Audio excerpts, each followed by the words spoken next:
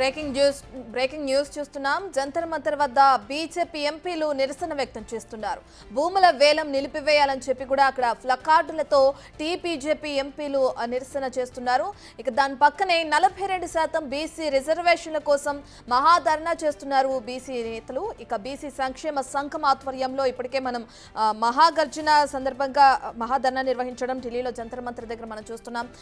ఒక పక్కనేమో బీజేపీ, మరొక పక్కనేమో ఇటు కాంగ్రెస్ నేతలు ధర్నాకి దిగడం కూడా మనం చూస్తున్నాం. ప్రస్తుతానికి ఈటెలు మాట్లాడుతున్నారు, అది లైవ్ లో చూద్దాం.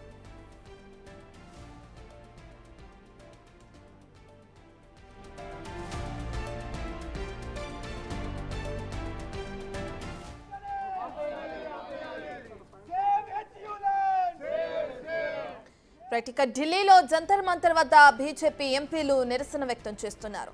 భూముల వేలం నిలిపివేయాలని చెప్పి కూడా ప్లకార్డులతో టీబీజేపీ ఎంపీలు నిరసన వ్యక్తం చేస్తున్నారు.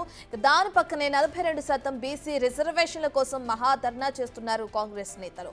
ఈ మహాధర్నాలో బీసీ సంక్షేమ సంఘం నేతలు కూడా పాల్గొన్నారు.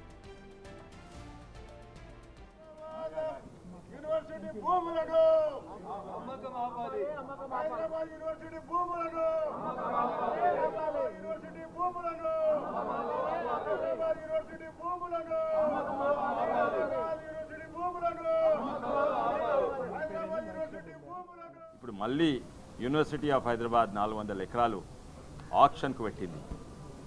అది ఉత్త 400 ఎకరాలు కాదు, ఆడ పర్యావరణం నష్టమవుతుంది. ఎన్నో ఫ్యూచర్ ఎడ్యుకేషన్ ఇన్స్టిట్యూషన్ తేవాలంటే భూమి ఉండదు. మరి ఒక హైదరాబాద్కు ఒక లంగ్ స్పేస్. ఇంతకుముందు టీఆర్ఎస్ ప్రభుత్వం బుల్డోజర్లు పెట్టింది, అప్పుడు ఖండించిండ్రు.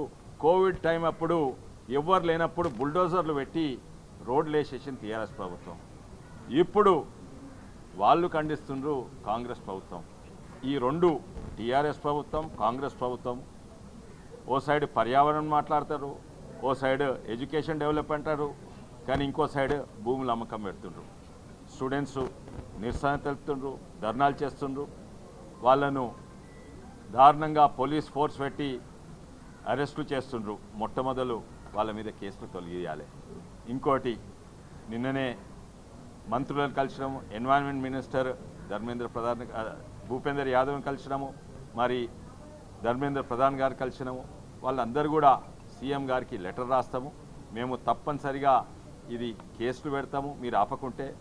ఎందుకంటే ఇది ప్రభుత్వ భూమి ఉన్నా కూడా ఏమంటే చేయవచ్చా? ప్రభుత్వం భూమి ఉంటే బుల్డోజర్లు పెట్టి చెట్లు జంతువులను చంపి చెట్లను కొట్టేయవచ్చా? అయితే ఇది తప్పనిసరిగా అందరూ బీజేపీ పార్టీ నిరసన తెలుపుతుంది, స్టూడెంట్స్కు మద్దతు ఇస్తుంది. కానీ కేవలము హైదరాబాద్ యూనివర్సిటీ స్టూడెంట్సే కాదు, యావత్ తెలంగాణ అందరు స్టూడెంట్స్ కూడా, ఇక్కడ ఢిల్లీ యూనివర్సిటీ స్టూడెంట్స్ వచ్చిండ్రు, వాళ్ళు కూడా మద్దతు తెలుపుతుండ్రు. ఇది తప్పనిసరిగా ఎట్టి పరిస్థితుల్లో మేము ఆపుతాము, అవసరం ఉంటే కోర్టులకు కూడా పోతాము. ఇప్పుడు 2 కేసెస్ కూడా నడుస్తున్నాయి. ఇది తప్పనిసరిగా ఆపవలసిందే అని మేము చెప్తున్నాము.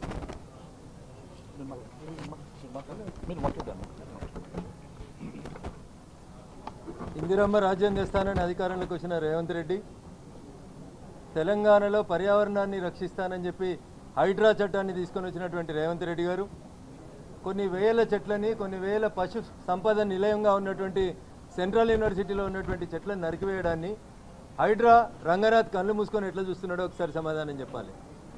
1973లో 2400 ఎకరాలు ఇచ్చి హైదరాబాద్ సెంట్రల్ యూనివర్సిటీ అనే ఒక విశిష్టమైనటువంటి యూనివర్సిటీని తెలంగాణ ఉద్యమాన్ని అణిచేందుకు ఆ రోజు కాంగ్రెస్ పార్టీ ఇస్తే, ఇందిరమ్మ పేరు చెప్పుకొని అధికారంలోకి వచ్చినటువంటి రేవంత్ రెడ్డి పేరుకు ముందు ఒకసారి, పథకానికి వెనకాల ఒకసారి, ఇందిరమ్మ జపం లేకుండా బతుకుతున్నటువంటి రేవంత్ రెడ్డి కాంగ్రెస్ సర్కార్ ఇందిరమ్మ ఇచ్చినటువంటి 2400 ఎకరాల హైదరాబాద్ సెంట్రల్ యూనివర్సిటీ భూముల్లో 400 ఎకరాల భూముల్ని మా ఇష్టారాజ్యంగా అమ్ముకుంటామనేటువంటి అధికారం రేవంత్ రెడ్డికి, కాంగ్రెస్ సర్కార్కి ఎక్కడుందో ప్రజలకు చెప్పాలి. టీఆర్ఎస్ ఎలియాస్ బీఆర్ఎస్ పార్టీ అధికారంలో ఉన్నప్పుడు సర్కారు భూములు అమ్ముకుంటే పీసీసీ ప్రెసిడెంట్గా అంతంత ఎత్తెగిరినటువంటి రేవంత్ రెడ్డి గారికి పీసీసీ అధ్యక్షుడి నుంచి ముఖ్యమంత్రి సీట్లోకి మారంగానే ప్రభుత్వ భూములు అమ్ముకోవడం న్యాయమని చెప్పింది ఎవరో ఒకసారి రేవంత్ రెడ్డి గారు ప్రజలకు చెప్పాలి. ఆడలేక మధ్యలో ఓడిందన్నట్టు ప్రభుత్వ పరిపాలన చాతగాక అటు రవీంద్ర భారతిలో ఇటు అసెంబ్లీలో నాకు చాతనైతే లేదు, నాకెవరు అప్పులు ఇస్తలేరు, నేను ప్రభుత్వాన్ని నడపలేకపోతున్నా అని చెప్పి పరోక్షంగా చెప్తూ ప్రభుత్వ భూములు అమ్ముకునే ఈ కార్యక్రమాన్ని భారతీయ జనతా పార్టీ ఖచ్చితంగా ఖండిస్తుంది. మొత్తం పార్టీ విద్యార్థుల పక్షాన నిలబడుతుంది. సెంట్రల్ యూనివర్సిటీలో జరుగుతున్నటువంటి పనులని వెంటనే ఆపాలని చెప్పి డిమాండ్ చేస్తా ఉన్నాం. కొద్దిసేపట్లో తెలంగాణ హైకోర్టులో పబ్లిక్ ఇంట్రెస్ట్ లిటిగేషన్ పిటిషన్ కూడా ఆర్గ్యూ జరగబోతా ఉంది. అదే రకంగా పర్యావరణాన్ని రక్షించడం కోసం ఎన్జీటీలో కూడా పిటిషన్ వేస్తాం. ప్రజాప్రతినిధులుగా మేమందరం అటు న్యాయస్థానాలను కూడా ఆశ్రయిస్తాం. ఆ భూములను రక్షిస్తాం, విద్యార్థులకి అండగా నిలబడతాం. అదే సెంట్రల్ యూనివర్సిటీలో ఏదో జరగరాంది జరిగిందని 4 సార్లు వచ్చిన రాహుల్ గాంధీకి ఇలా సెంట్రల్ యూనివర్సిటీ కనబడతలేదా? సెంట్రల్ యూనివర్సిటీలో విద్యార్థుల మీద పోలీసుల లాఠీ చార్జ్ కనబడతలేదా? ఒక్కసారి రాహుల్ గాంధీ గారు ఆలోచించాలి. జంతర్ మంతర్ దగ్గర ధర్నా అయిపోయినాక రేవంత్ రెడ్డి, రాహుల్ గాంధీ మీరందరూ దమ్ముంటే సెంట్రల్ యూనివర్సిటీకి రండి. ఏ సెంట్రల్ యూనివర్సిటీని వేదికగా పెట్టుకొని భారతీయ జనతా పార్టీని బదనాం చేసేందుకు మీరు గత ప్రభుత్వంలో ప్రయత్నం చేసిర్రో, ఇలా నీకు ముఖ్యమంత్రి నీ రాహుల్ గాంధీకి చేతనైతే ఒక్కసారి సెంట్రల్ యూనివర్సిటీ గేట్ కాడికి రా. ఆ రోజు ఎట్లా వచ్చినావో ఇవాళ అట్లా వచ్చి విద్యార్థుల పక్షాన నిలబడు. ఇవాళ అక్కడ ఉన్న విద్యార్థులు నీకు సమాధానం చెప్తారు, నీ పార్టీకి సమాధానం చెప్తారు.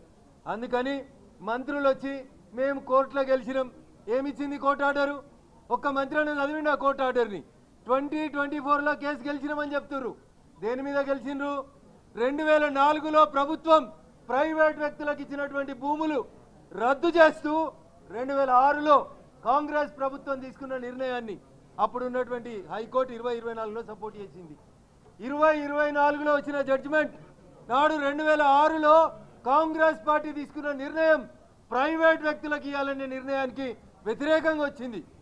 మరి నాటి ముఖ్యమంత్రి ఉమ్మడి ఆంధ్రప్రదేశ్ ఉన్నప్పుడు ముఖ్యమంత్రి ఏమో తెలంగాణ భూముల్ని కాపాడాలంటే తెలంగాణ వచ్చిన ముఖ్యమంత్రి తెలంగాణ భూముల్ని అమ్మాలంటున్నాడు. దీన్ని ఖచ్చితంగా ఆప్తాం. భారతీయ జనతా పార్టీ విద్యార్థుల పక్షాన చివరి దాకా నిలబడుతుందని చెప్పి ఈ సందర్భంగా ఈ రాష్ట్ర ప్రభుత్వాన్ని హెచ్చరిస్తా ఉన్నాం.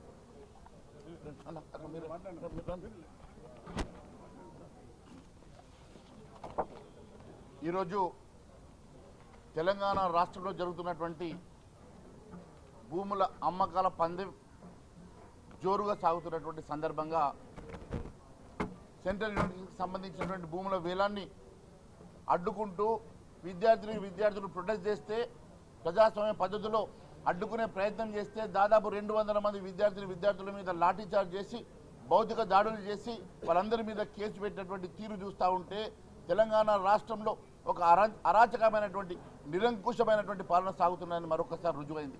కేవలం భూములు అమ్ముకొని ఈ రాష్ట్రాన్ని నడుపుతామన్నట్టుగా తెలంగాణ రాష్ట్రంలో కేవలం భూముల అమ్మకం మీదనే రాష్ట్ర ప్రభుత్వం ఆధారపడ్డట్టుగా కొనసాగుతూ ఉన్నది. ఈరోజు సెంట్రల్ యూనివర్సిటీ భూములు, రేపు ఉస్మానియా యూనివర్సిటీ భూములు అమ్ముతారు. అదే మాదిరిగా తెలంగాణ యూనివర్సిటీ భూములు, కాకతీయ యూనివర్సిటీ భూములు, వేలాదిగా ఉన్నటువంటి భూముల మీద రేవంత్ రెడ్డి కన్నుపడ్డది. ఒకటొకటిగా ఈ రాష్ట్ర ప్రభుత్వం తెలంగాణ రాష్ట్రానికి చెందిన యూనివర్సిటీ భూముల అమ్మకం ఒక మార్గంగా పెట్టుకోవడం శోచనీయమని తెలియజేస్తా ఉన్నాను. భావి తరాలకు అవసరం ఉన్నటువంటి భూములు, భావి తరాల కోసం ఉపయోగించాల్సినటువంటి ఈ భూములు ఈరోజు అమ్మి తెగనమ్ముకుంటాం, మమ్మల్ని ఎవరు ఆపినా కూడా ఆగేది లేదన్నట్టుగా అడ్డొస్తే మరి నాయకుల్ని కూడా అరెస్టు చేస్తాం, విద్యార్థుల మీద లాఠీ చార్జ్ చేస్తామన్నట్టుగా ఈ తెలంగాణ రాష్ట్రంలో ఒక అరాచకమైనటువంటి ప్రభుత్వం నడుస్తూ ఉన్నది. ఖచ్చితంగా మేము భారతీయ జనతా పార్టీ తరఫున చివరి వరకు పోరాటం చేస్తాం. ఈ భూముల అమ్మకాన్ని ఆపుతాం. అవసరమైతే అన్ని యూనివర్సిటీలు మేము తిరిగి ఇక్కడ ఉన్నటువంటి ప్రొటెస్ట్ పెద్ద ఎత్తున ఉద్యమాన్ని ఉధృతం చేస్తామని మరొకసారి తెలియజేస్తా ఉన్నాం.